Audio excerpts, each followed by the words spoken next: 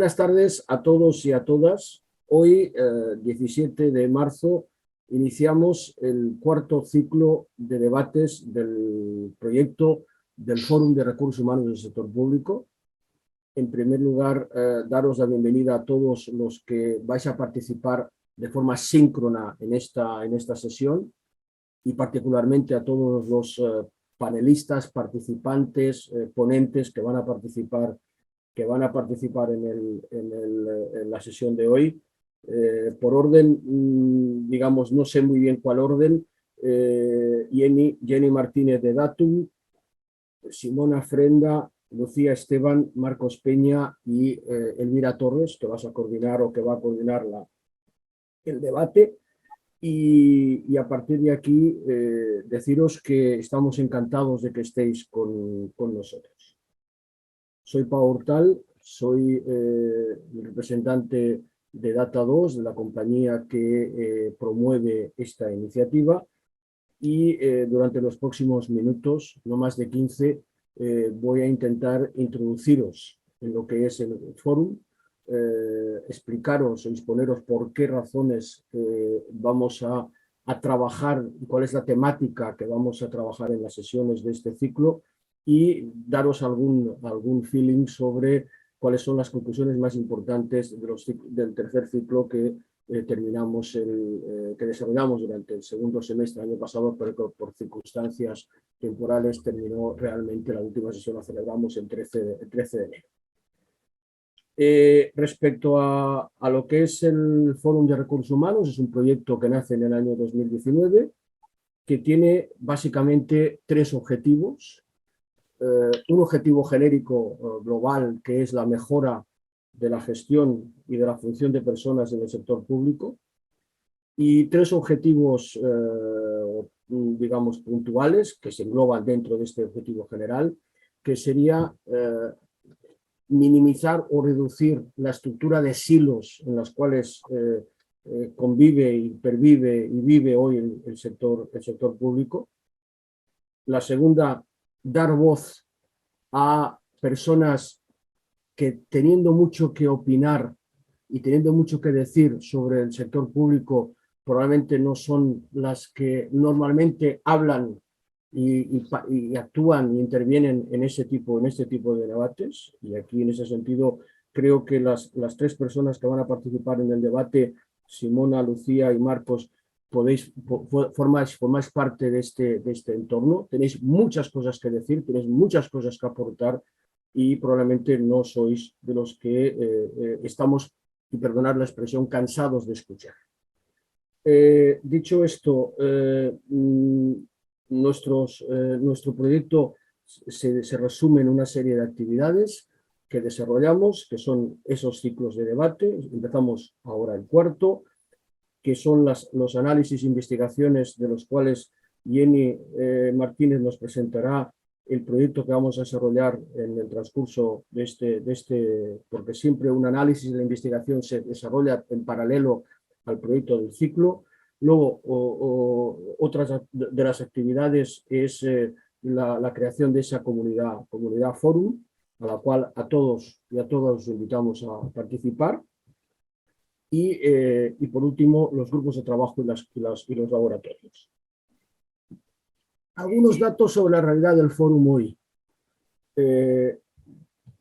Estos datos probablemente no serán exactamente hoy, digamos, no estarán al día, porque los tomé hace aproximadamente una semana. Teníamos hace una semana 3.151 contactos, es decir, que ha habido 3.151 personas que en algún momento de estos años, desde el 2019, con pandemia por medio, que esto también es muy relevante, han tenido algún contacto con nuestro proyecto. Hemos contactado y ha habido 92 organizaciones del sector público con las cuales hemos mantenido algún tipo de contacto, y activamente, de forma activa, en las sesiones, en los debates en los cuales hemos ido generando durante este periodo, han participado 1.346 personas. Deciros también que gracias a nuestros partners, y aquí también hacer un reconocimiento a las compañías, a las organizaciones que forman parte y que nos apoyan en este proyecto, pero gracias a nuestros partners FEDECA y DCH tenemos acceso y tenemos la capacidad de que el mensaje que hoy lancemos circule a través de la red, pero directamente a los 15.000 miembros de FEDECA y a los 3.000 miembros que hoy tiene aproximadamente directos e indirectos que tiene DCH dentro del colectivo de los recursos humanos. Respecto al objetivo del cuarto ciclo, deciros simplemente que este cuarto ciclo de debates que vamos a desarrollar desde hoy hasta el mes de junio tiene como objetivo, como título, cómo debe afrontar y cómo debemos de desarrollar y cuál es la capacidad de transformación del sector público, teniendo en cuenta además un elemento que nos interesa muchísimo y por eso también la relevancia del factor género en los panelistas de la sesión de hoy, que es queremos analizar la capacidad de transformación del sector público, pero también hacerlo desde la perspectiva de género. En este cuarto ciclo, en el cual vamos a desarrollar, como es habitual en nuestro proyecto, los 4 debates, 3 debates virtuales y uno de carácter híbrido presencial que celebraremos en junio, gracias al apoyo de la Universidad de Villanueva, que es otro de nuestros partners y nuestros colaboradores. Vamos a desarrollar una investigación, como os decía, que nos va sobre la misma temática que nos va a presentar dentro de unos minutos Jenny.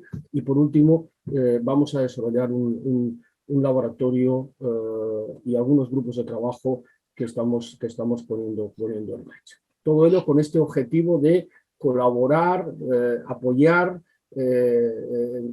servir de apoyo, poner este grano de arena dentro de nuestra pequeñez y de nuestra, digamos, capacidad de influencia, que hoy es todavía pequeña, pero que esperamos sea cada vez más grande en la mejora de la gestión en el sector público.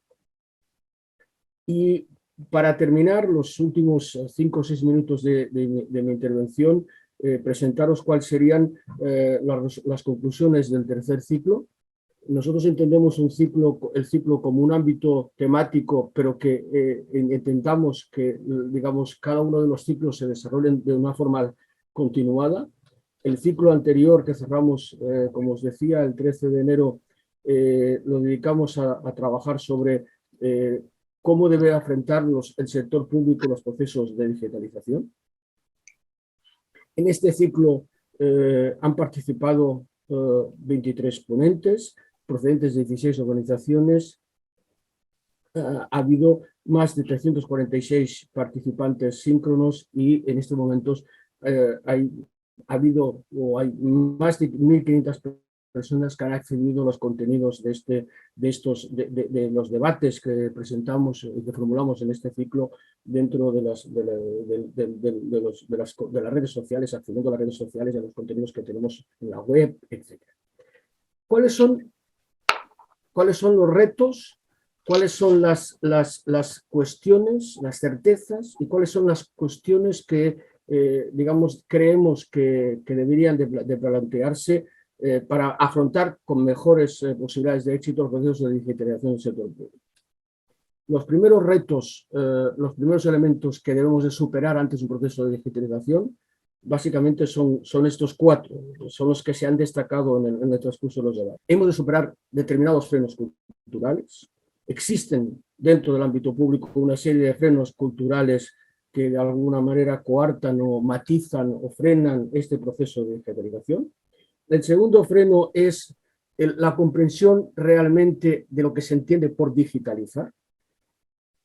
Y es importante que en ese sentido distingamos entre los conceptos de digitalización, de innovación y de transformación, y de ahí el que queriendo avanzar en este proceso, hayamos propuesto que en este próximo ciclo trabajemos y analicemos esta capacidad de transformación que evidentemente en general, pero sobre todo en el sector público, depende básicamente del elemento de las personas.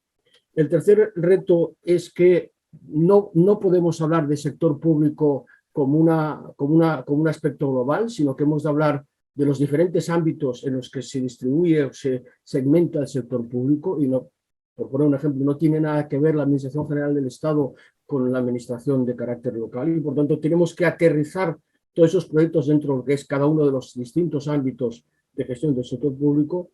Y el último punto que creemos que es conveniente destacar y que se destacaron en los debates que hemos tenido en los últimos meses es la distinción entre lo que nosotros llamamos la capacidad de diagnóstico y la certeza del diagnóstico y la incapacidad que demostramos para superar ese diagnóstico aportando determinadas soluciones.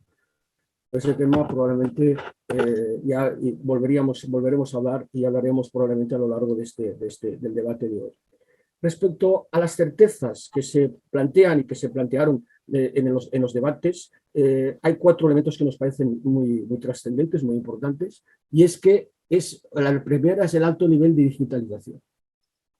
Vale, os decía que el segundo bloque de cuestiones relacionadas con las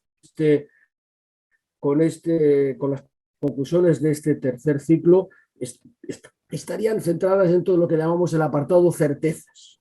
Hay una primera certeza que es la relacionada con que hemos conseguido un alto nivel de digitalización y que nuestro nivel de digitalización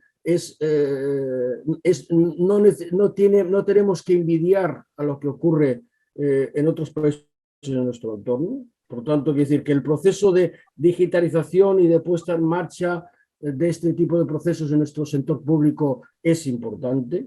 Otra cosa es, y esta sería la segunda certeza, es que la digitalización se haga en el sentido correcto, en el sentido adecuado, tomando en cuenta un dato que es relevante, una segunda certeza que es muy relevante, que es la necesidad de separar entre el concepto de digitalización del concepto de lo que es propiamente la tecnología. Digitalizar es poner tecnología, pero tomar en cuenta digamos, las necesidades de las personas. Y cuando hablamos de necesidades de las personas, creo que no tenemos que tomar en cuenta, distinguiéndolas, pero tomar en cuenta que hay 2 tipos de personas implicadas en los procesos de digitalización dentro del sector de este público, que digamos los propios profesionales del sector público que tienen que apostar y que tienen que trabajar y tienen que estar alineados con este proceso de digitalización. Y el último punto es que la cuarta, última certeza, es que la necesidad de mejora de las relaciones entre el sector público y el sector privado.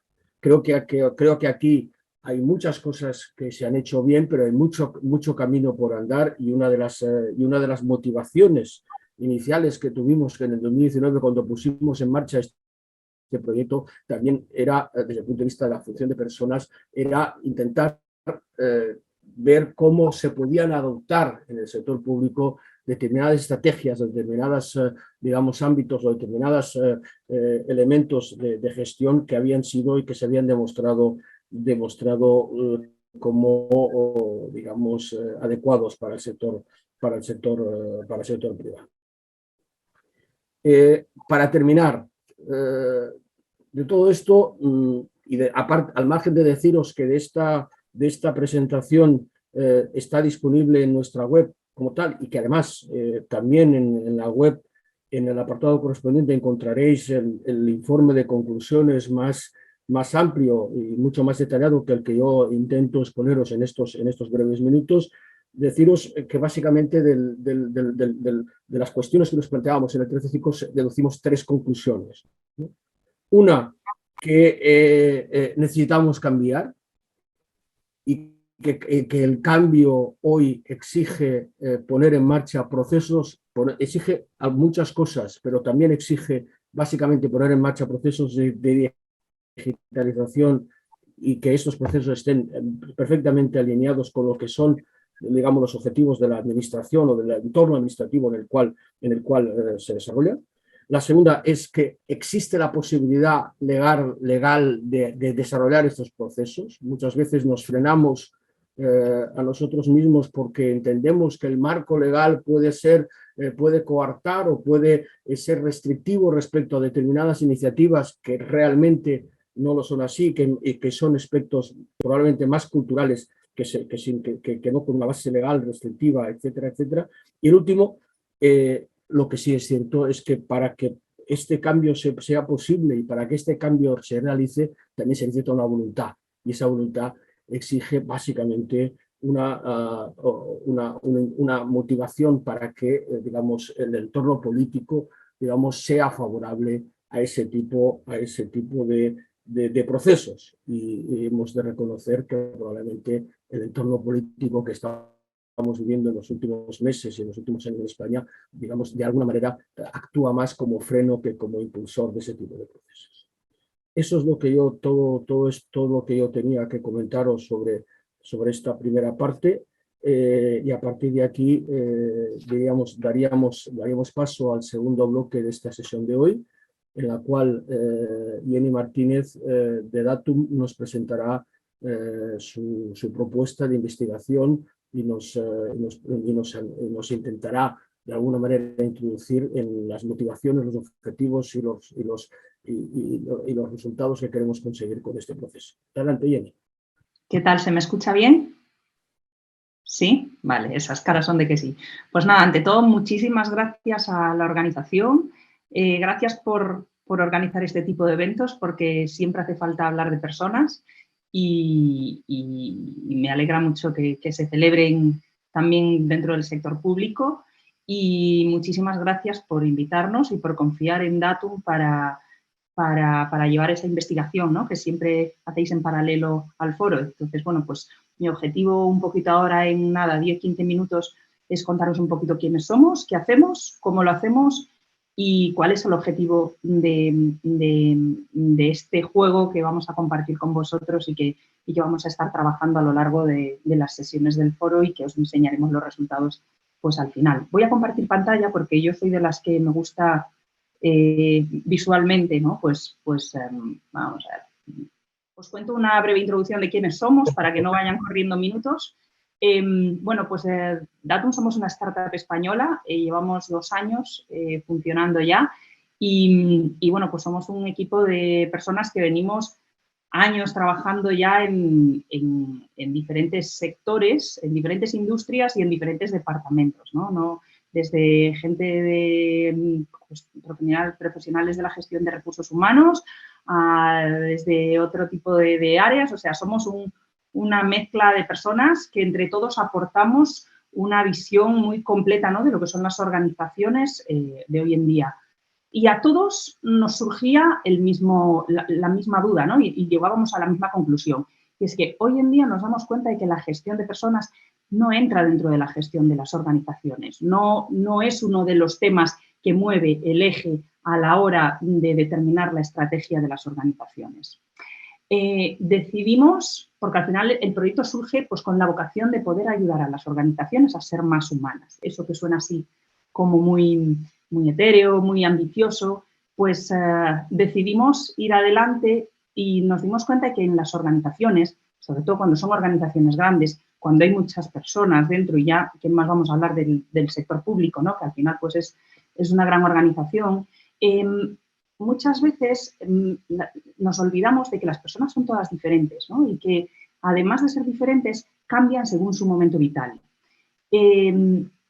Nosotros nos pusimos como objetivo el poder dar herramientas a las organizaciones para poder conocer a las personas que las componen y para poder medir también el impacto de sus preferencias. Esto que suena así como muy ambicioso, ahora en cuanto tengamos el material compartido lo podremos ir aterrizando. A esto todo se unía además que nos encontramos en un momento en el que el mundo está cambiando muy rápido, de forma imprevisible, y que las organizaciones, al final, como parte de este entorno, necesitan transformarse. Y sobre todo, que esto viene mucho al hilo de lo que estaba comentando Pau antes, necesitan ser rápidas también, porque cada vez las cosas suceden de manera más rápida. ¿Cuál es nuestra ambición? Que consigamos que las personas dentro de las organizaciones sean sensores. ¿Y qué significa sensores? Pues sensores capaces de detectar con rapidez oportunidades, amenazas, de imaginar respuestas innovadoras, respuestas ante situaciones sin precedentes que nos están sucediendo todos los días. Y para ello, las personas necesitan sentir que el equipo, la organización, o el lugar donde trabajan es un lugar seguro para asumir ciertos riesgos, para dar opiniones y para lanzar ideas. Y en torno a esta idea es en la que nosotros desarrollamos toda nuestra herramienta. Un poquito en la línea de lo que estábamos, ¿no? Y que hablábamos de la clave nos parecía a nosotros que era conocer a nuestros equipos en las organizaciones. El objetivo era que las organizaciones pudieran conocer a las personas que componen sus equipos. Si sigues pasando las slides, Elías, ¿cuántas dimensiones tienen? ¿Cuánto talento estamos desperdiciando en las organizaciones por no conocer perfectamente a las personas que las componen? Sigue, por favor. Desde Datum, te has pasado, para la anterior, por favor. Hemos creado una herramienta, ¿no? Es una herramienta basada en datos, en analítica predictiva, que nos permite medir el impacto del comportamiento humano en las organizaciones. Esto, por un lado, ¿puedes ir a la slide anterior, por favor, Elías? Lo hacemos poniendo el foco en las personas. Al final, las personas tienen unas expectativas y hay una realidad. Tienen unas expectativas profesionales y existe una distancia entre lo que tienen en su organización y lo que necesitan. Vemos que 4 de cada 5 personas, estos son cifras de Gallup, reconocen no estar comprometidas en su trabajo. Nos sorprende, pero es la realidad hoy en día.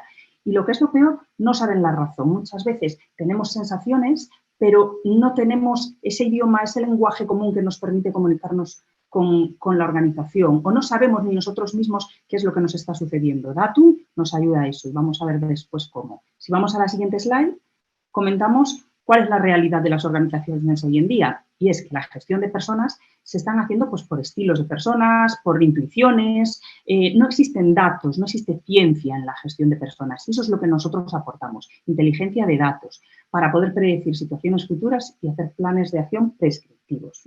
Si pasamos la slide, entramos ya en lo que es nuestro modelo. Siguiente, mejor aquí ya no nos vamos a parar y nos vamos a lo siguiente. ¿Qué medimos con Datum? La anterior, ¿qué has pasado, por favor? En la anterior.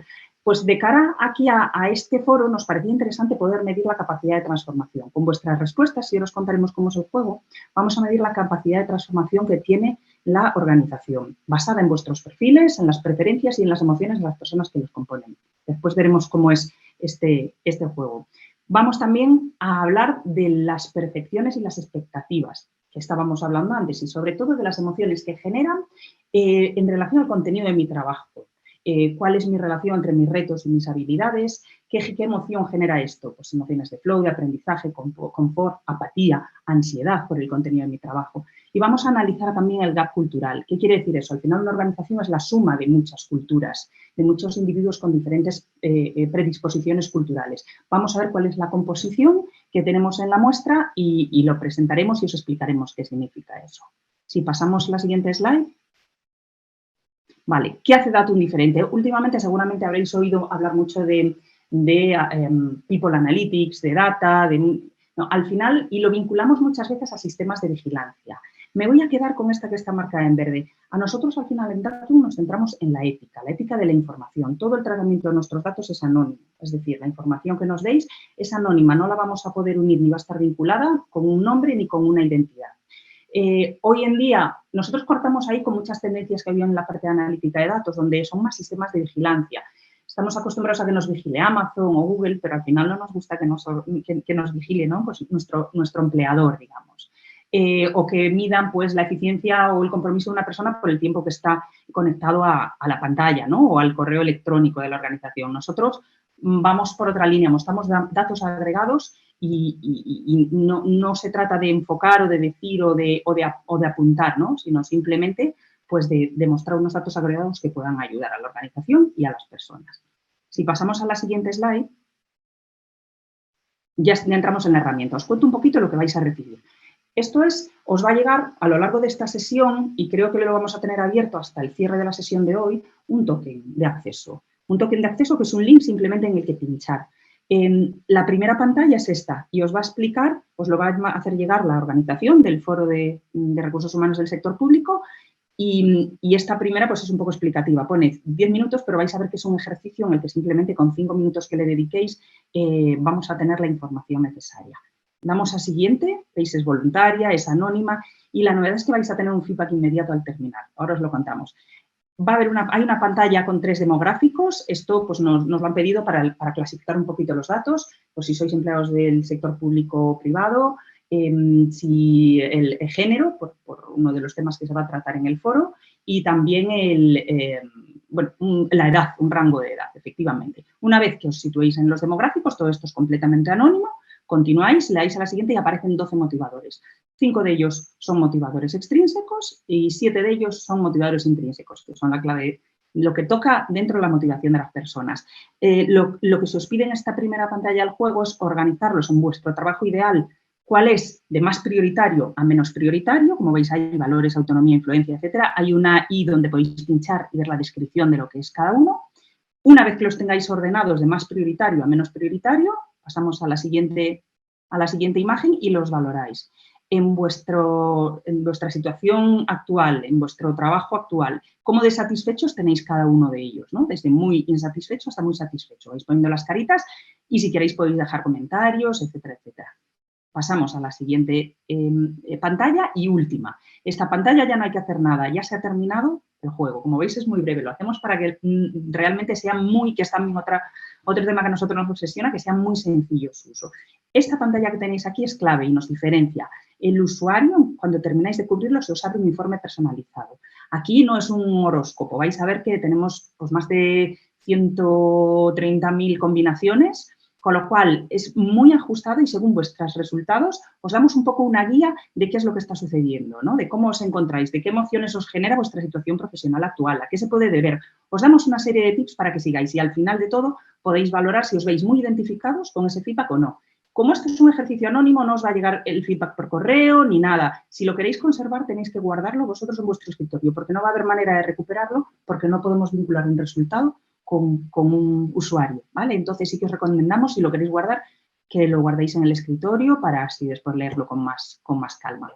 Y aquí se termina el ejercicio por vuestra parte. A partir de ahí, nosotros se cierra la encuesta, trabajamos en los datos y en la última sesión os mostraremos un poco de lo que vamos a obtener. Si queréis, ya pasando muy rápido, Elías, así por encima, pues aquí tenemos un poco pues una serie de los datos, obtenemos datos de compromiso, de satisfacción, el resultado general, pero sobre todo donde más nos vamos a centrar es en las partes de, puedes seguir pasando, pero bueno, esto ya no, sobre todo nos vamos a centrar en la capacidad de transformación, en la emoción que genera el contenido del trabajo y en la composición cultural de las personas que conforman la organización. Y con esto, espero haberos dado un poquito de tip sobre qué es lo que hacemos, cuál es el objetivo de esta. Os pedimos en nombre de todos que participéis. Es un proceso muy breve y os va a sorprender, por un lado, el feedback que vais a tener vosotros de manera individual y, por otro lado, pues lo que presentaremos en la última sesión del foro, que serán las conclusiones del grupo. Por eso que cuanta mayor participación, mejor, para que las conclusiones pues, os representen un poco más a todos vosotros. Y bueno, pues esto es todo por mi parte. Me habían dado 15 minutos y con el... Mira, aquí está, el temporizador. Lo puse para ir clavada. Así que, bueno, pues nada, mil gracias. Cualquier duda que vaya surgiendo a lo largo del foro incluso me la pueden hacer llegar y os la puedo contestar y os animo a que participéis en este trabajo. Gracias.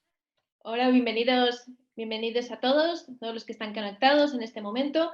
Bueno, yo me gustaría dar y presentar un poco a los ponentes que tenemos hoy con nosotros y para ello, bueno, en primer lugar quiero saludar a Simona Frenda, que es investigadora informática de la Universidad de Turín y de la Universidad Politécnica de Valencia. Bienvenida, Simona. Muchas gracias por la invitación. Bueno, Simona va a hablar del aspecto informático, de la transformación digital y en el lenguaje, y después quiero dar paso al aspecto psicológico-social que va a hablar, va a comentar Lucía Esteban Reina, que es investigadora postdoctoral de la Universidad de Cracovia y que pertenece al grupo de investigación de la Psychology of Social Change Lab, si no me equivoco. Bienvenida, Lucía. Muchas gracias. Y por último, pero no menos importante, tenemos a Marcos, que es abogado, que es consejero en Arambúa Abogados. Bienvenido, Marcos. Hola, ¿qué tal? Encantado.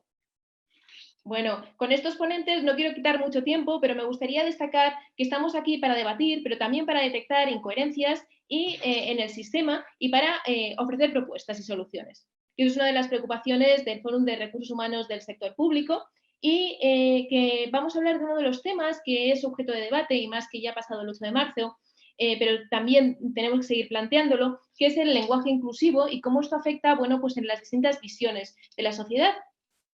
Parte del debate del lenguaje inclusivo se plantea en el sentido de si tenemos que revisar o no la historia, si tenemos que cambiar la manera de expresarnos, la manera de vivir. Si revisamos la historia, debemos revisar también los clásicos, debemos revisar a Aristóteles cuando habla del silencio obligado de las mujeres. Yo no estaría aquí, muchas de las que estamos aquí no estaríamos. Entonces, creo que esto pues genera mucha controversia porque son muchos los puntos a debatir y no quiero quitar más tiempo y quiero plantear a los ponentes la primera pregunta, que si en la actualidad debemos utilizar el lenguaje inclusivo en nuestro idioma que estamos aquí hablando. Bueno, es uno de los idiomas que domina Simona, pero que sería el castellano, y que cuáles son las ventajas y desventajas de utilizarlo. Bueno, voy a dar paso a Lucía, que desde el punto de vista de psicológico-social. Sí, bueno, yo desde el punto de vista de la disciplina en la que yo me ubico, ¿no? La psicología social, yo creo que sí, que es innegable reconocer el potencial que tiene el lenguaje, tanto para reproducir desigualdades como para reforzarlas, como para combatirlas, ¿no? Entonces, desde esta posición, sí creemos que hay evidencias empíricas que avalan la necesidad de apostar por un lenguaje inclusivo, ¿no? Entre otras cosas porque la sociedad cambia y el lenguaje tiene que recoger de alguna manera todas esas demandas sociales si quiere contribuir también a promover estos cambios y no a reproducir esas desigualdades. Y luego también porque encontramos evidencias de que las nuevas generaciones no están mostrando resistencias a la inclusión del lenguaje inclusivo. A menudo cuando vamos a institutos, por ejemplo, a realizar talleres sobre estos temas, pues nos cuentan los chicos y las chicas, sobre todo en los últimos años, esto no pasaba hace 10 años, que lo tienen muy interiorizado porque en las redes sociales se habla en lenguaje inclusivo, se usa la arroba, se usa la X. Para ellos no es un obstáculo como puede suponer para otras generaciones, ¿no? Y aquí es verdad que el tema de la edad y las generaciones pues igual también nos plantea algunas diferencias. Y luego, bueno, también creo que es importante porque no es una intervención que requiera una gran inversión económica, ya sabemos que muchas intervenciones están limitadas por los presupuestos que tenemos y modificar el lenguaje es algo relativamente barato. Y luego también tenemos algunas evidencias, ya luego entro si queréis en un poco en los mecanismos psicosociales que subyacen a esto, pero hay evidencias de que los hombres, por ejemplo, no se sienten amenazados por el lenguaje inclusivo, se sienten parte de ello, ¿no? Que muchas veces el debate gira en torno a si utilizamos el lenguaje inclusivo, hay hombres que pueden sentirse que esto no es necesario o así, y parece que hay un cierto apoyo social a favor. Entonces, como que de primeras, yo creo que hay más ventajas que desventajas en usarlo, sin negar, por supuesto, que en la economía del lenguaje a veces nos puede un poco complicar la vida, ¿no? Pero igual hay formas diferentes de plantearlo. Entonces, para no extenderme más, aquí dejo a ver qué dice el resto de compañeras y compañeros. Gracias, Lucía. Bueno, Marcos, desde el punto de vista legal, ¿debemos duplicar, parecer cada vez que la legislación aparezca hombres, mujeres, en femenino y masculino? ¿Tendríamos una legislación algo más extensa? La respuesta es no. La respuesta es no. Porque el derecho lo que busca es la eficacia. Por lo tanto, lo que busca es la determinación pues, de una resolución, que normalmente el derecho, la esencia del derecho es el fin y el interés, ya lo decía Hering, y por lo tanto necesita necesariamente para la determinación de su esencia pues la mayor eficiencia posible.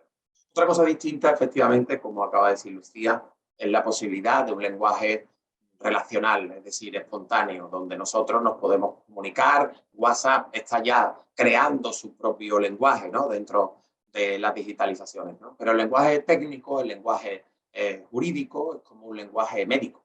O sea, tiene un mensaje, tiene una finalidad clara, que no es solo transmitir el mensaje entre el emisor y el receptor y el comunicante, sino tienen otras finalidades y por lo tanto todo lo que sea burocratizar en el sentido de cargar al lenguaje jurídico de determinadas consecuencias que puedan desvirtuar su sentido, puede dar lugar a que su finalidad jurídica pueda verse entorpecida. Por lo tanto, mi perspectiva desde el punto de vista jurídico es que no, con independencia de que toda la terminología evidentemente está sujeta a un proceso dinámico de respuesta y de necesidad social, porque el derecho es un producto social. Gracias, Marcos. Y bueno, Simona, ¿cuál es tu opinión realmente? Porque además tenemos en el tema informático, tenemos el lenguaje que utilizamos en todas las herramientas y después está el tema del lenguaje informático en sí mismo. Sí, bueno, según yo, una de las motivaciones principales para introducir el lenguaje inclusivo en nuestras lenguas es la contribución misma, como decía Lucía, que puede dar la lengua misma a la reducción de los estereotipos de género, porque lengua, sociedad y cultura, de hecho, cambian juntas y así que todas las palabras que nosotros utilizamos cada día contribuyen a confirmar, crear o modificar los imaginarios comunes. Además, en una sociedad digitalizada como la nuestra, también la tecnología juega su papel, sobre todo esas tecnologías que están basadas en los datos que los humanos producen. Y de hecho, un utilizo más difuso, por ejemplo, del lenguaje inclusivo, pudiera ayudar a evitar casos de diferencia de interpretación, por ejemplo, entre palabras como secretaria y secretario. La primera interpretada normalmente como, percibida normalmente como ayudante y asistenta, y secretario percibido como ministro jefe, que es de hecho un sesgo de género que es muy actual en las tecnologías de tratamiento automático del lenguaje natural, de procesamiento automático del lenguaje natural, y por ejemplo la encontramos mucho en las búsquedas en el web, por ejemplo, en las compilaciones automáticas de textos, así como en las sugerencias de textos, en la traducción automática, o también, y es un poco complicado también ahí, en los sistemas de análisis de currícula vitae para la contratación laboral. La tecnología en este sentido se presenta como un espejo de la sociedad, reflejando todo lo que es de hecho lo bueno y lo malo. Por ejemplo, en un estudio que hemos hecho en el grupo de Pattern Recognition en Human Technology, Human Language Technology de la Politécnica de Valencia, hemos analizado, por ejemplo, el lenguaje sexista en una muestra de tweets y hemos visto que aunque el sexismo por sí está relacionado a una discriminación por género, la mayoría de los tweets sexistas estaban discriminando solamente las mujeres. Y además hemos también, tras un análisis computacional y lingüística, hemos visto también cómo esos tweets sexistas en contra de las mujeres, de hecho, expresaban unos estereotipos, aunque menos agresivos y menos ofensivos de los tweets misóginos en general, pero esos estereotipos implícitamente contribuyen a normalizar una percepción de la mujer sumisa al hombre en general. Así que, según yo, las ventajas de incluir el lenguaje inclusivo en nuestras lenguas en general no solamente pueden aportar, son las ventajas que puede aportar el hablante directamente a su entorno, sino también las ventajas que puede aportar en términos de mejoría de los resultados de las tecnologías que utilizamos en nuestro día a día. Gracias, Simona. La verdad, creo que necesitamos seguir avanzando en estos sentidos que nos planteas y creo que, bueno, realmente la segunda pregunta está muy vinculada a la primera, porque habéis hablado de las ventajas, pero las ventajas también están vinculadas al impacto. La segunda pregunta dice así como que ¿cuál es el impacto de estas medidas? Lucía y Simona se han posicionado como un impacto claramente positivo. Marcos no lo tiene tan claro, entonces vamos a empezar con Marcos ahora. Sí, me queda que estaba. Yo quería contestar que el concepto de doble género de palabras también existe al contrario. Por ejemplo, yo pongo el ejemplo de la paloma o el palomo. La paloma, femenino, tiene un sentido benévolo. Sin embargo, si a alguien le digo que es un palomo, tiene un sentido peyorativo. Por lo tanto, los dos sentidos de funcionar o de operatividad de las palabras se encuentran en uno y en otro. En mi campo, en el legal, Yo creo que efectivamente tiene que haber una revisión del lenguaje, no solo por una cohesión inclusiva, que evidentemente yo estoy de acuerdo, sino sobre todo porque el lenguaje como instrumento social tiene que estar al servicio de la sociedad, y desde el sector público tiene que haber no solo un acercamiento de la ciudadanía en relación al servicio público, sino que tiene que tener una proactividad, que todavía es lo que no tiene el sector público. Va de una forma, yo como funcionario actuaba tras una solicitud de un administrado o como un ciudadano.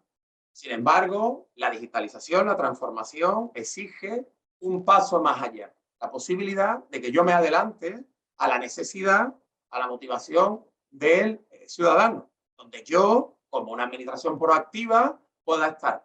Esa comunicación que se exige necesariamente por un lenguaje, pues se tiene que ser de tal manera que cualquier persona, cualquier ciudadano pueda entenderlo sin necesidad de ser jurista, funcionario, médico o lo que sea. Es decir, que sí creo en una transformación inclusiva, pero para que la sociedad pueda tener una relación mucho más proactiva y necesaria con la administración, con sus servicios. Gracias, Marco. Al hilo de lo que comentas, podemos hablar de lo que decía el Ministerio de Educación francés, que ha prohibido el uso del lenguaje inclusivo al considerar que lo que hace es generar exclusión social y lo que hace también es impedir o dificultar la comunicación. Al fin y al cabo, un lenguaje inclusivo de un 100% supondría una duplicación del lenguaje. Imaginaros que yo estoy repitiendo esto 2 veces en todas las palabras, que no son como paloma y palomo, pero todas las palabras que podríamos designarlos como femenino. Entonces, dicho lo cual, quiero que analicéis también, Lucía y Simona, pues este impacto que no solo es positivo, sino que podría ser negativo. Bueno, yo la evidencia que hay desde la psicología social en este sentido, sobre todo partiendo de la base de que el lenguaje inclusivo, hay diferentes formas de generar un lenguaje inclusivo, ¿no? Una tiene que ver con el reducir todos esos secos sexistas que tienen las connotaciones de las palabras y demás, o con esa reproducción de estereotipos. Otra parte tiene que ver, por ejemplo, en las estrategias de neutralización o feminización, ¿no? Neutralización tiene que ver con utilizar esos genéricos siempre que sea posible, hablar de la población, hablar del estudiantado, hablar de la ciudadanía. Y creo que esto no duplica, entonces creo que esto es importante y quizá en muchos de estos debates sobre la duplicidad tenemos conceptos que nos permiten abarcar de una manera más amplia, más representativa, sin tener que caer en esa duplicidad que hasta yo, siendo una firme defensora del lenguaje inclusivo, entiendo que en ocasiones puede ser un poco pesado. Y luego está la parte de la feminización, ¿no? De si usar la barra, usar el arroba, usar, en fin, estos términos duplicados. Pero creo que hay muchas veces que no es necesario llegar a esa duplicidad. Y luego creo que realmente si se generan unos contextos en los que hay un uso bastante igualitario del lenguaje, no pasa nada porque yo use en ocasiones el lenguaje en masculino, si en otras ocasiones lo uso en femenino, o si en otras ocasiones lo doblo, ¿no?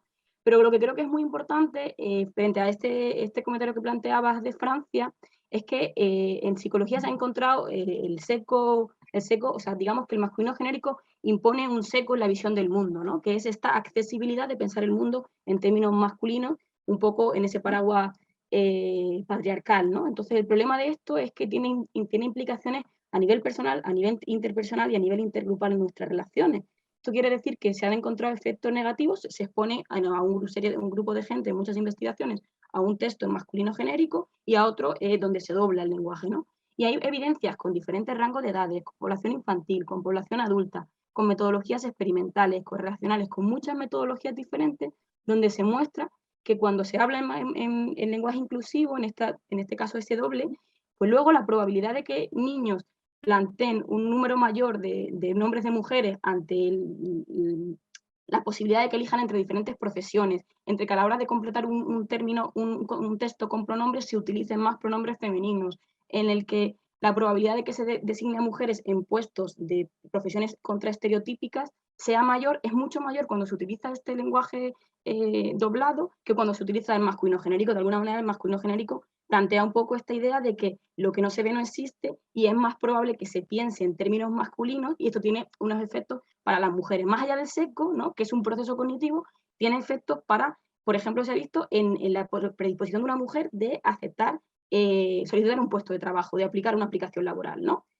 cuando se plantea un anuncio de trabajo en términos de masculino genérico, es mucho menor la probabilidad de que las mujeres apliquen a ese puesto de trabajo. Luego, las implicaciones son muy grandes. Creo que si las implicaciones son en que uno nos permite caminar hacia reducir la desigualdad y el otro es que nos resulta un poco costoso se está repitiendo palabras, yo creo que lo que hay que ganar sigue siendo mucho más que lo que hay que perder. Independientemente de que en lenguajes técnicos el debate pueda llegar a ser otro, que puedo estar de acuerdo con Marcos, ¿no? Pero en una escuela que además es un proceso de formación donde se está desarrollando la personalidad, donde se está desarrollando las competencias profesionales que van a llevar a chicos y chicas a optar por una serie de profesiones o no en su transcurso vital, ¿no? Su formación profesional, creo que es muy importante desde las escuelas sí promover ese uso del lenguaje inclusivo. Y perdonad la extensión. Gracias, Lucía. Bueno, Simona, creo que te tengo que contar además el tema del impacto en el lenguaje informático. Por ejemplo, ya directamente muchas aplicaciones, si no pones el masculino y el femenino en lo que sería la oferta profesional, te acaban bloqueando la oferta profesional, como sucede en LinkedIn. ¿Cómo funciona un poco esto? ¿Cómo ves el impacto? Bueno, yo creo que sobre todo en las tecnologías que tienen que tratar, que tienen que procesar el lenguaje natural, es muy importante que esas tecnologías asuman conocimiento sobre el lenguaje inclusivo. Imaginamos, por ejemplo, cuando hablamos con un asistente virtual o con un chatbot, de hecho queremos que esos sistemas nos entiendan perfectamente y sobre todo que no nos discriminen. Entonces, yo pienso que si las herramientas tecnológicas adopten el lenguaje inclusivo, produciendo resultados de consecuencia no discriminatorios, pudieran favorecer seguramente lo que son la sensibilización de los usuarios, por ejemplo, hacia el tema de la igualdad, un poco en la misma perspectiva que comentaba Lucía antes, y también, sobre todo en los sistemas de contratación laboral, pueden favorecer la disminución de diferencias de género, contribuyendo a realizar no solamente una igualdad a nivel social, sino también a nivel económico, que también es un tema bastante delicado. Lo mismo yo creo que vale por todos los tipos de tecnologías que procesan datos que producen los humanos, así como la que son imágenes, vídeos, y en general como las búsquedas en el web y como comentabas también en los perfiles de LinkedIn. Gracias, Simona. Bueno, vamos a dar paso a la tercera pregunta, que realmente ya vamos a entrar en la materia del proceso de transformación digital. ¿Cómo de importante es este lenguaje en el proceso de transformación digital? Comienza Lucía.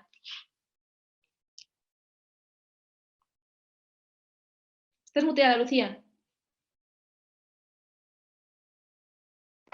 Vale, perdona. Bueno, yo creo que, la verdad, del proceso de digitalización en sí mismo, yo desconozco muchas probablemente de las cuestiones que mis compañeros y compañeras seguro pueden aportar más, pero creo que puede contribuir a reducir, creo, brechas, ¿no? Realmente, al final, el lenguaje inclusivo, según las evidencias, incrementa el sentimiento de pertenencia, la identificación con la tarea, la motivación, y esto al final pues, puede llevar implicaciones en el ámbito laboral, tanto en la aplicación a puestos de trabajo, en la evaluación de candidatos, etcétera, y también reduce el ostracismo, ¿no? La percepción de sentirse excluido de un espacio. Entonces yo creo que de alguna manera también a través de los procesos de transformación digital, incluir este lenguaje inclusivo, pues puede contribuir a reducir algunas de esas brechas. Perfecto, Lucía. Bueno, Marcos, ¿qué opinas de esos procesos de transformación digital que realmente, desde el punto de vista jurídico, que es el tuyo? Bueno, yo ¿Sigues con el impacto? ¿Sigues centrado en la misma visión?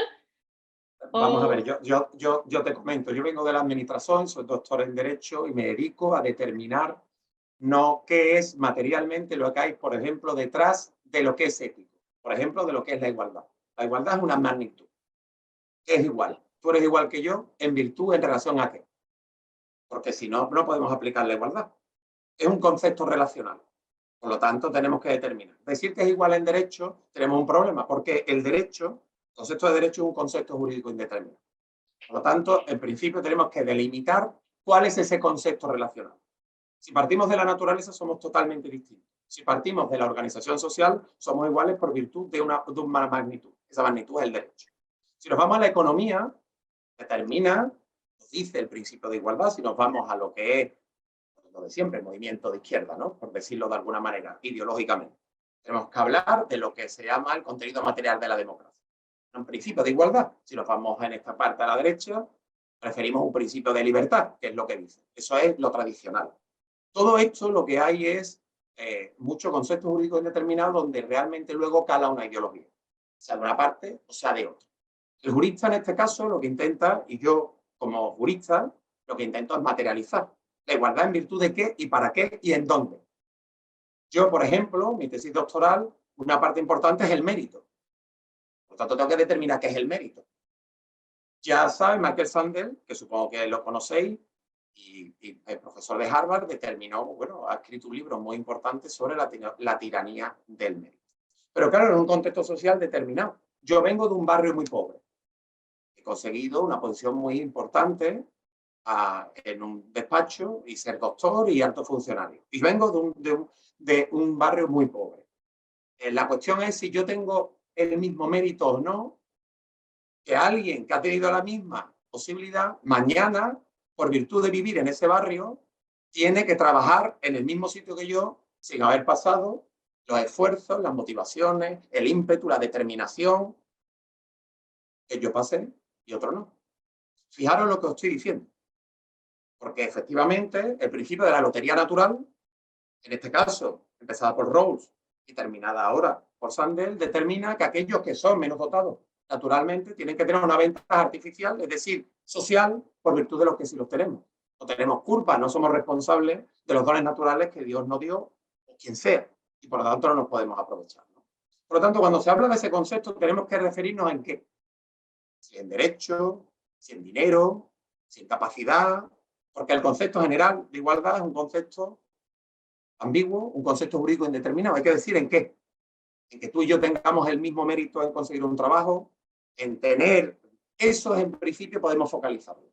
Si no, el lenguaje, ahora que hablamos de lenguaje, el mensaje es vacuo. En segundo lugar, sí creo, evidentemente, que es necesaria una transformación del lenguaje para hacerlo más comprensible a la ciudadanía desde el punto de vista de lo tecnológico. Alguien que se le diga, si le dices a alguien, la edad de mi padre, que es un algoritmo, no va a saber qué es. Sin embargo, si le dice que es irresponsabilidad, que es un concepto jurídico, se sabe lo que es. Por lo tanto, creo también que ese lenguaje inclusivo está también en un lenguaje entendible, comprensible para el resto de la ciudadanía y sobre todo para aquellos, bueno, tenemos el caso, ¿no?, de las personas mayores, ¿no?, de los bancos, los que no han podido tener esa relación. Por lo tanto, creo que también ese lenguaje inclusivo es incorporar a un sector de la población que no es capaz de relacionarse con las nuevas tecnologías por virtud de ese lenguaje. ¿De acuerdo? Gracias, Marcos. Interesante cuestión la que planteas, porque realmente cuando yo he planteado una pregunta muy genérica sobre la relevancia en el lenguaje, en los procesos de transformación digital, el lenguaje tiene muchos aspectos. Tiene el aspecto de psicológico-social, tiene el aspecto legal, tiene la idea del fundamento de si incluimos o no ese lenguaje basado en evitar los roles de género, o bien también tendremos el tema de la diversidad y de la accesibilidad. Hace un tiempo se hizo un estudio de las distintas políticas de privacidad que tenían, pues, por ejemplo, LinkedIn, Facebook, y entonces, bueno, tenían unos textos que la probabilidad de que la gente las hubiera leído era muy baja y realmente necesitaban escribir tanto contenido en las políticas de privacidad o el objetivo era que nadie leyera realmente a quién pertenecieran los datos, ¿no? Entonces, el lenguaje afecta de muchas maneras en los procesos de transformación digital. Y bueno, no podemos dejar, quiero dar la palabra a Simona, que lo está deseando, porque claro, como experta, ¿qué es lo que recomiendas o qué es lo que te parece en esa relevancia que tiene el lenguaje en esos procesos de transformación digital? Bueno, personalmente yo pienso, trabajando principalmente con tecnologías que tratan de hecho el lenguaje natural, yo pienso que es esencial que el lenguaje, o sea, que la relevancia que tiene el lenguaje en esos procesos de transformación digital es muy alta, es de verdad esencial. Por ejemplo, en nuestras tecnologías, nuestras tecnologías en general son soportadas por un análisis lingüístico intenso del lenguaje, así que nosotros como técnicos podemos guiar las decisiones de los sistemas respetando la perspectiva,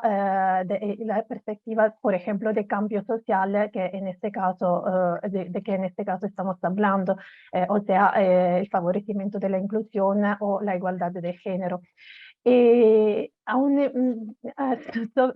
Digamos, bajo un aspecto específicamente tecnológico, en un contexto de tecnología data-driven, o sea, donde la tecnología se presenta como un espejo de la sociedad, cuanto más inclusivo es el lenguaje que nosotros hablamos, menos discriminatorios serán los resultados de esas tecnologías.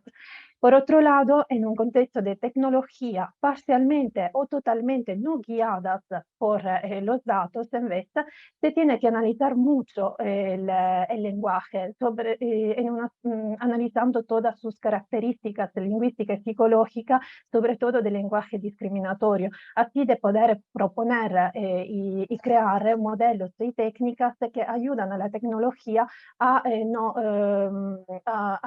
no producir resultados discriminatorios. Por ejemplo, a propósito de la importancia del lenguaje, sobre todo del análisis del lenguaje en las tecnologías, recuerdo unos estudios sobre los comportamientos insidiosos en el ambiente laboral, que están recogidos en un libro de Greenberg del 2010. De hecho, ellos identifican el humorismo sexista como uno de los factores más implícitos y más peligrosos entre todos los comportamientos insidiosos. ¿Por qué? Porque de hecho ellos comentan que la exposición a este tipo de agresión tan sutil, de hecho, tiende a incrementar la tolerancia hacia todos los eventos sexistas, normalizando de hecho esa ideología y entonces también el orden patriarcal.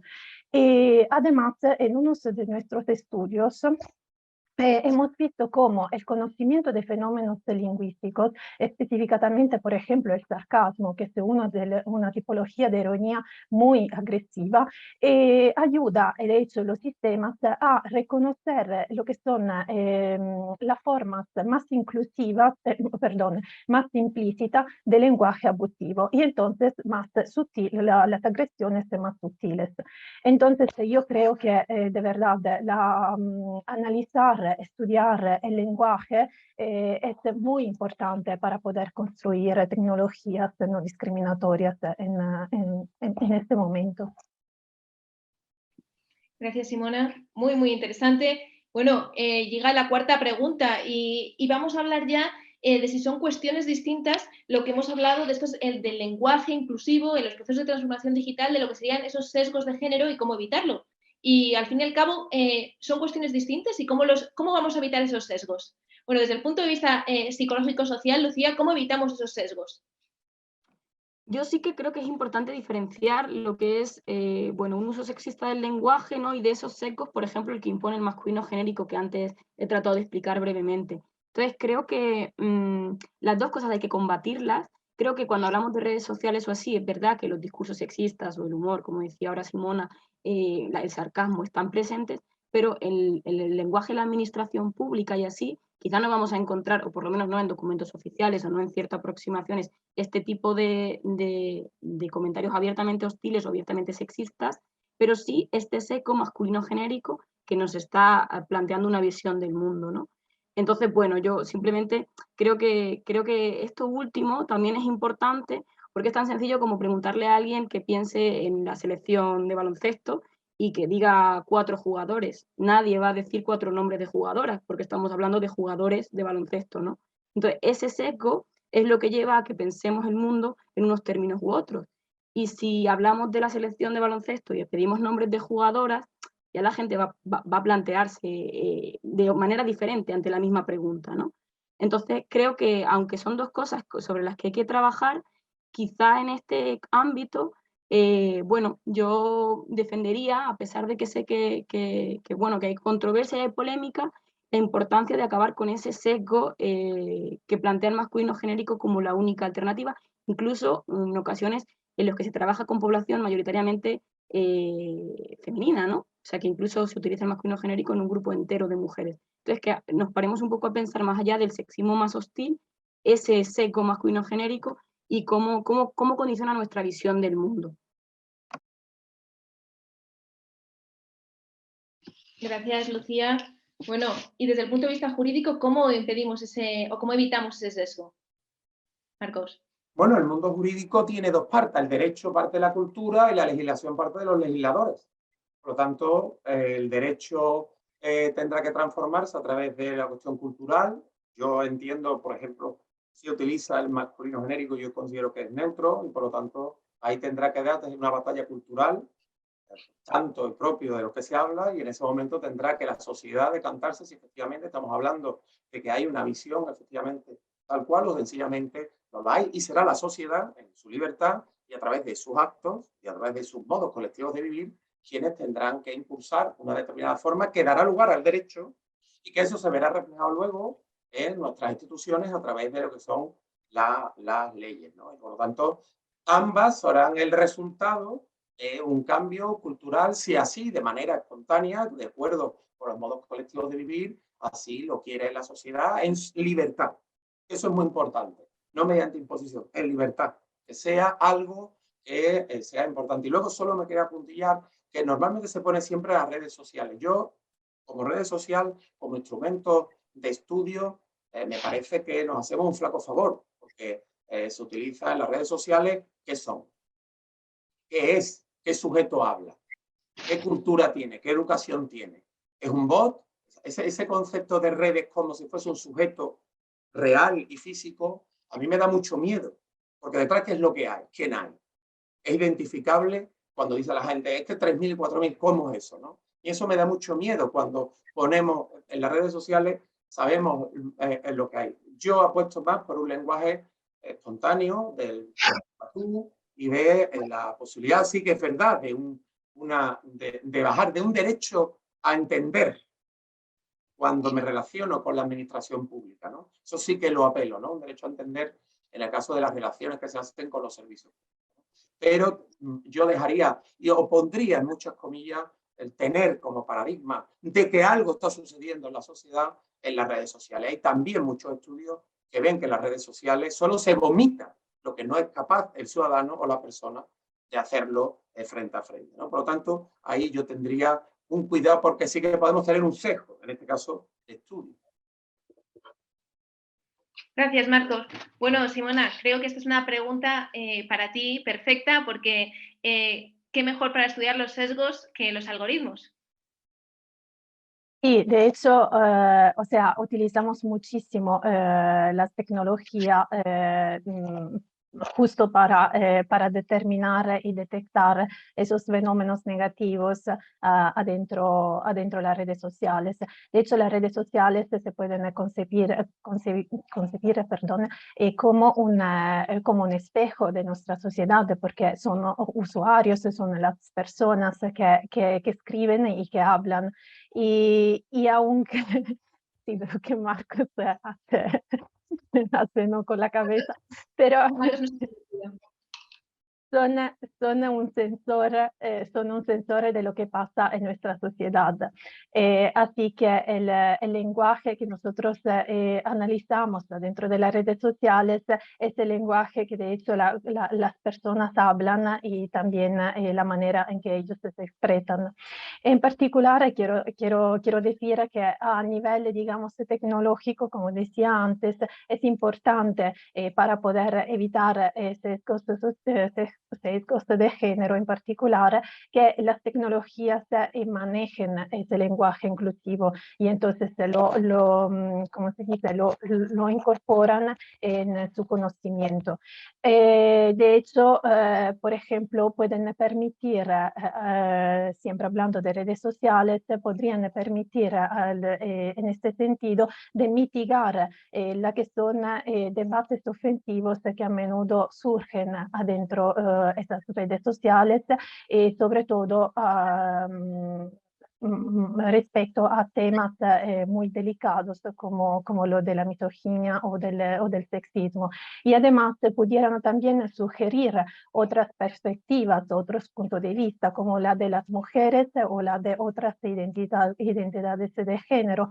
Así que pueden sensibilizar los usuarios y entonces las personas que están adentro y reducir los sesgos en la sociedad actual.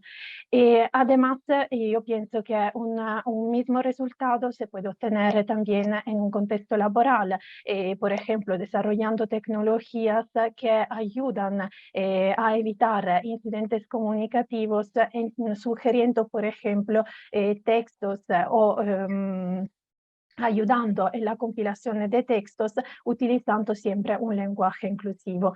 De todos modos, cualquier sea la tarea que se quiere resolver, yo pienso en general que el sector de desarrollo tecnológico necesita mucho la ayuda y el soporte de los campos disciplinares, como por ejemplo la psicología, la lingüística y por supuesto también el derecho. Así que esta es la única manera para poder llevar a cabo un proceso digital coherente con el desarrollo que queremos nosotros en nuestras sociedades. Perfecto, Simona. Creo que dentro de los sesgos podríamos distinguir dos tipos de impacto. El sesgo que puede ser más o menos una impertinencia o que digamos una falta de sensibilidad hacia, pues, de una persona hacia otra, y el sesgo realmente que lo que supone sería una discriminación directa o indirecta. Es decir, si introducimos pues en algunos algoritmos de recursos humanos, el problema que había es que estaban diciendo al algoritmo que como el porcentaje de mujeres era menor, pues por ejemplo no podían acceder, no, las mujeres no eran ingenieras informáticas, ¿no? Entonces creo que son dos puntos clave de la idea de sesgo. Y quiero dar paso ahora a Marcos porque como su posición que ha dicho de funcionario, de antiguo funcionario, ¿no? ¿Cómo lo ves esto en la aplicación del sector público? Vamos, el sesgo supone simplemente una aplicación que puede ser una falta de sensibilidad hacia determinadas personas o puede dar lugar a una discriminación directa o indirecta. ¿Cómo ves esto en la aplicación legal y la aplicación en el sector público? Desde un punto de vista jurídico, una discriminación es cuando un mismo estado de hecho se le aplica un distinto estado de derecho.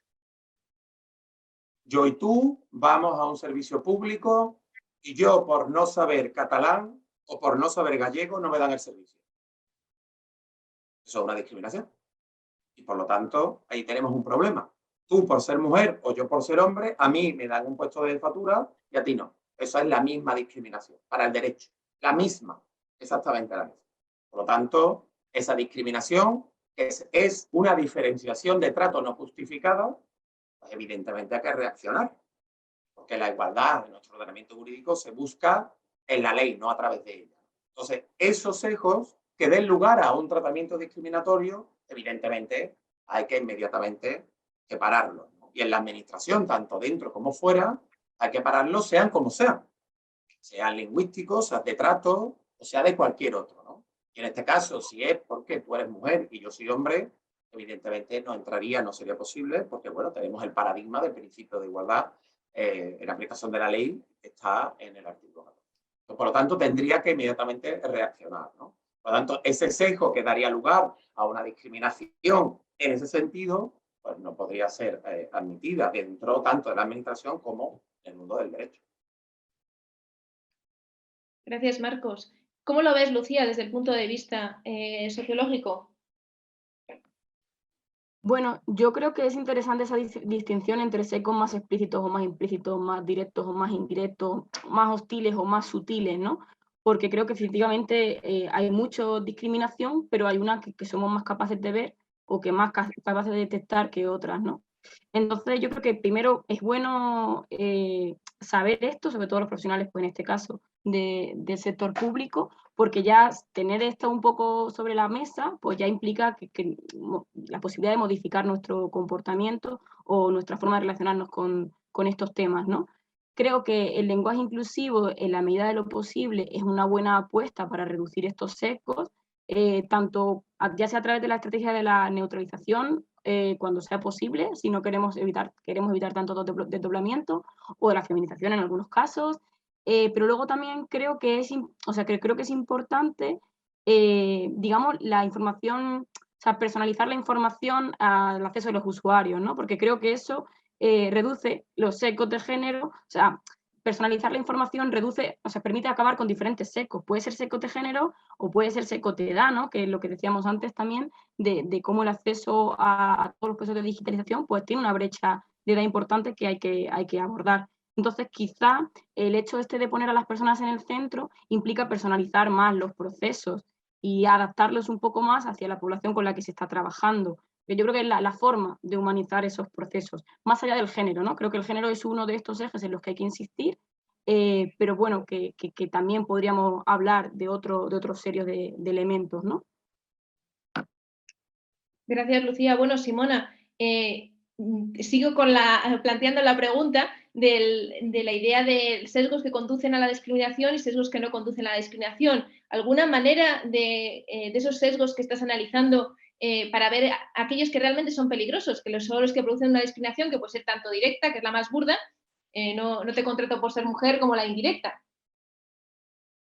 Sí, bueno, hay que decir que a nivel tecnológico ya estamos desarrollando técnicas y metodologías para manejar esos tipos de sesgos, sea que sean explícitos, sea que sean implícitos. En particular, quiero mencionar dos técnicas que son en particular la de introducir información lingüística en el conocimiento del sistema y la de extender esa información lingüística utilizando más datos y datos que, por ejemplo, pueden ser considerados como deontológicamente más correctos, como por ejemplo los textos de artículos de periódicos, como los que son recogidos por Google News. De hecho, en un estudio de la Universidad de Boston, juntos a los investigadores de Microsoft, con un título bastante explicativo, Man is a Computer Programmer and as a Woman is a Homemaker, ellos demuestran cómo este tipo de textos que están considerados como posiblemente imparciales y de hecho contienen mucha información semántica que está impregnada de prejuicios. De hecho, evidencian como sobre todo las ocupaciones laborales más relacionadas, por ejemplo, con el pronombre ella o con el sustantivo mujer, son ama de casa, enfermera y recepcionistas, y las que están por otro lado relacionadas con el pronombre él o con el sustantivo hombre son maestro, filósofo, capitán. Así que ellos han propuesto como técnica justo una modificación de la información semántica que se puede extraer desde esos textos. Aparte de esa técnica, quiero mencionar también otra que se ha revelado prometedora, sobre todo en nuestros estudios de comprensión del texto, es la introducción de todas formas de información lingüística, psicológicas y de lenguaje relacionadas con la expresión implícita y explícita de los estereotipos. De hecho, a pesar, digamos, de los nuevos recursos computacionales, como lo del transfer learning, informar el sistema lingüísticamente sobre ese tipo de formas, de estereotipos, no solamente le da más estabilidad, sino lo hace menos dependiente de los datos. Y entonces puede digamos, prevenir los sesgos en su conocimiento. Además, quiero recordar que a nivel, digamos, del sector público, estas técnicas pudieran también ser actuadas en estos sistemas, por ejemplo, de chatbot, en estos servicios de chatbot que normalmente son utilizados para favorecer una comunicación más rápida y también una resolución más rápida de los problemas de los ciudadanos, o por ejemplo, en sugeridores de compilación automática de documentos. Y al final quiero también decir que hay, de hecho, la comunidad científica del procesamiento automático del lenguaje natural cada año organiza unas campañas de evaluación sobre tareas computacionales específicas, y entonces, sea los recursos, sea las soluciones adoptadas, están disponibles para cualquier persona que sea interesada en esto y puede adaptarlas al entorno que más prefiere. Gracias, Simona.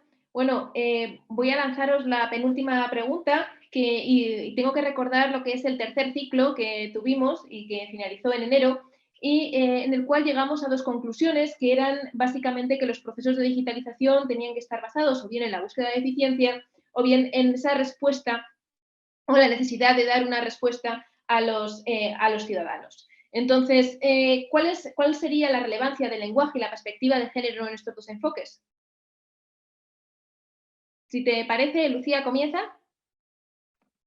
Bueno, yo creo que no deberían de contraponerse, ¿no? Porque creo que realmente, o sea, entiendo que son dos elementos que hay que tener en cuenta, y entiendo desde el punto de vista psicológico también la eficiencia es importante, porque si cargamos a la gente de información, al final es más complicado que la gente siga el mensaje, y al final el proceso comunicativo necesita que un mensaje se entienda, ¿no? Pero también es verdad que creo que pues el lenguaje es una potente herramienta de transformación social, y creo que todos estos procesos de alguna manera deben dar respuesta a las necesidades de la ciudadanía, ¿no? Y del mundo en el que vivimos. Entonces, quizá buscar de qué manera no se plantean de manera contradictoria, sino tenemos que buscar una eficiencia que sea respetuosa con la diversidad, ¿no? Esto, evidentemente, no es fácil responderlo, pero yo creo que hay que buscar un equilibrio entre necesidades y eficiencia, y quizá insisto en lo que decía anteriormente, pero que quizá la propuesta sea adaptar o personalizar más esas aplicaciones, esos desarrollos tecnológicos a las personas, ¿no?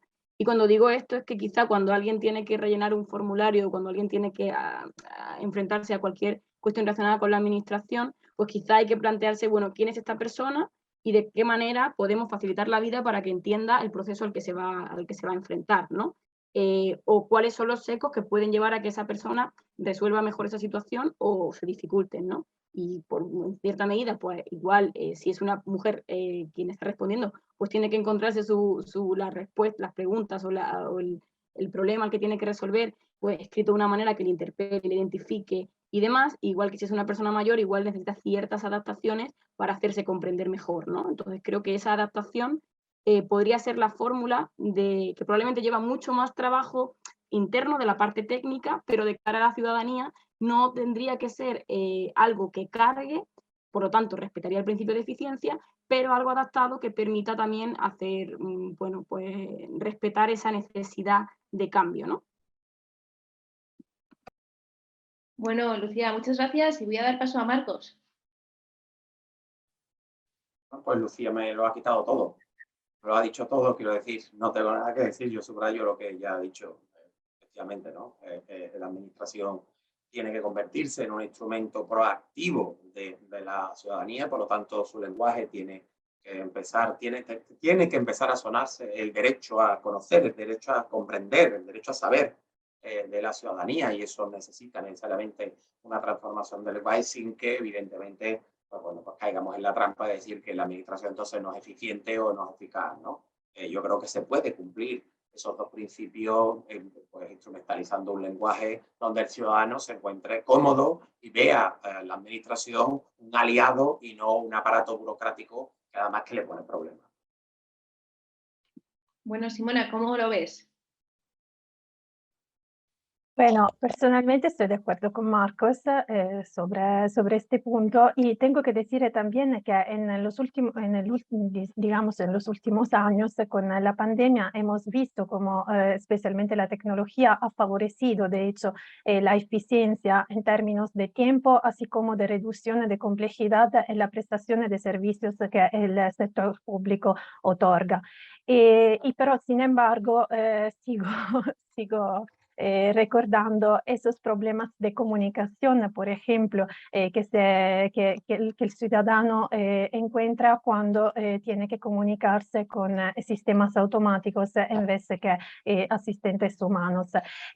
Yo creo que la atención al lenguaje utilizado y así como a una forma adecuada de hablar que tiene en consideración la perspectiva de género seguramente puede atenuar no solamente la sensación de inquietud que caracteriza ese tipo de comunicaciones, digamos, híbrida, sino también puede mejorar la experiencia del usuario y entonces del ciudadano y puede también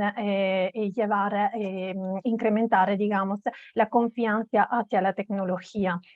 A propósito del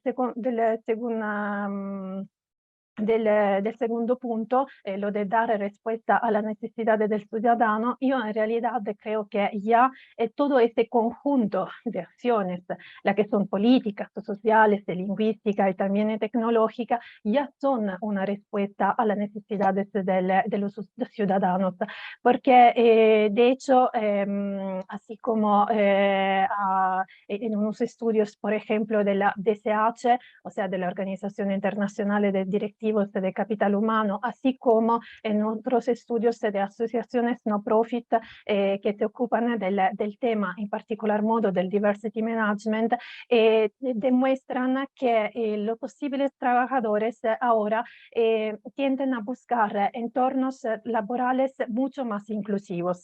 Así que sí, yo creo que ya con esas acciones estamos favoreciendo esta inclusión y también el desarrollo de estos ambientes laborales más inclusivos y menos discriminatorios. Gracias, Simona. Vamos con la última pregunta, ya estamos casi en tiempo y me gustaría plantearos, bueno, los tiempos en los que vivimos han sido y son complicados.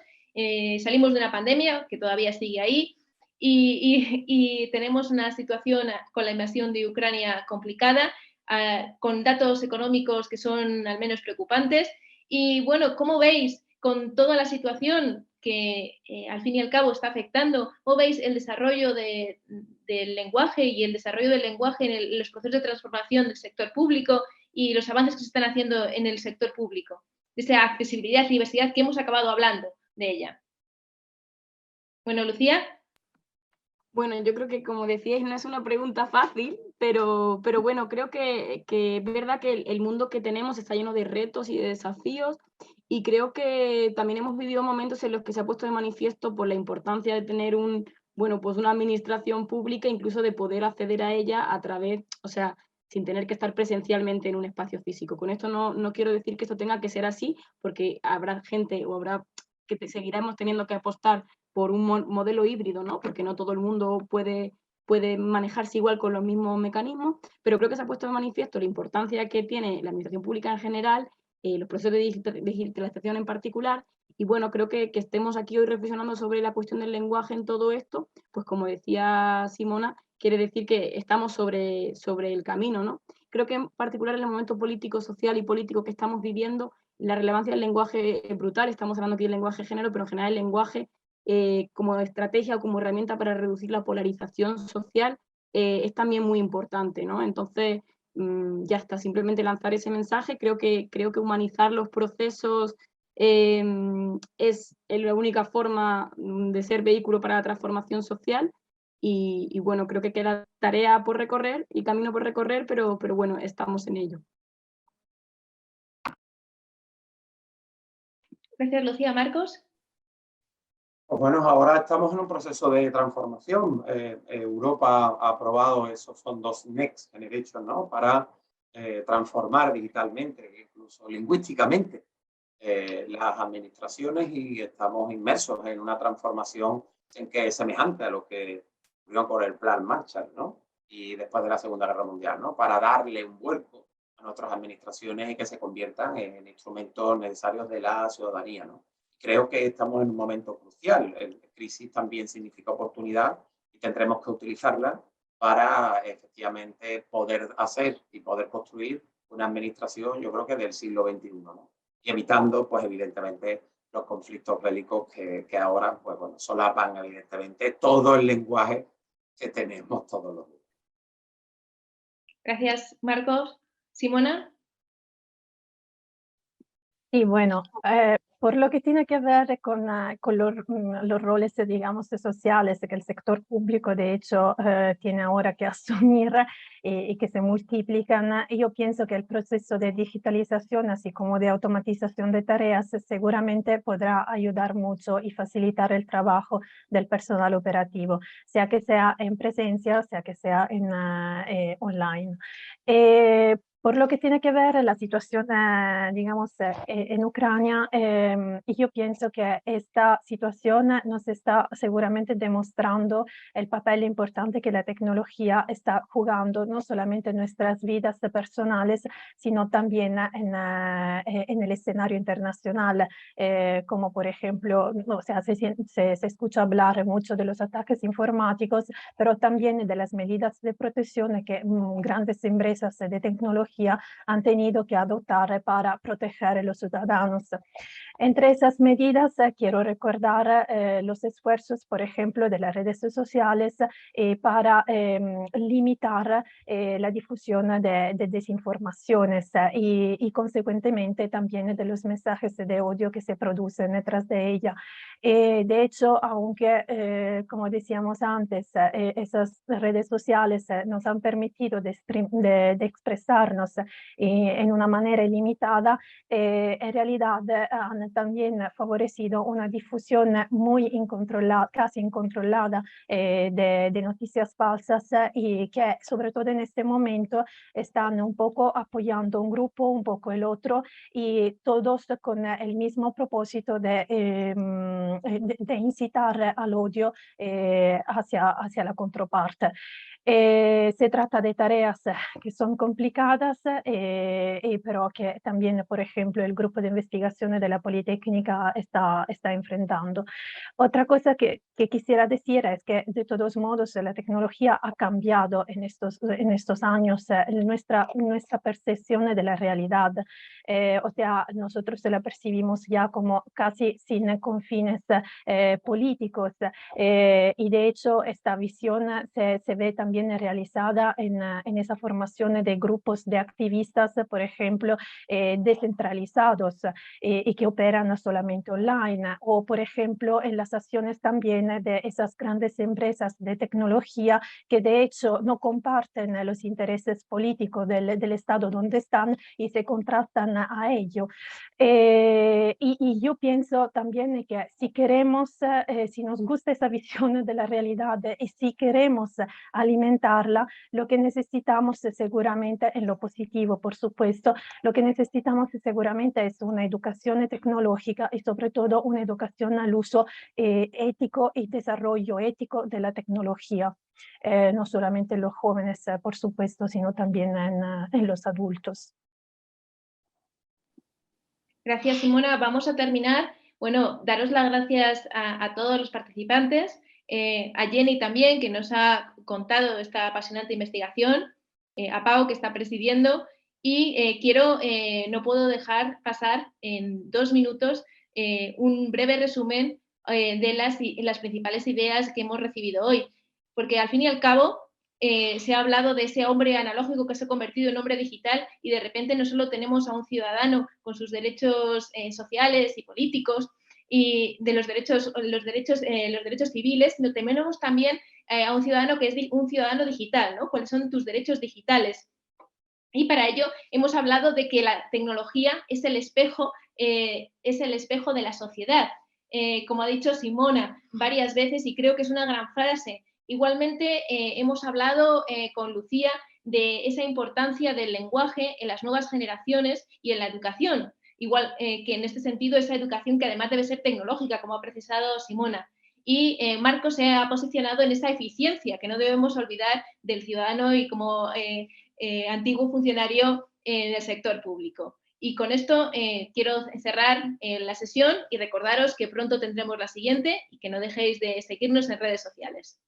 Muchas gracias.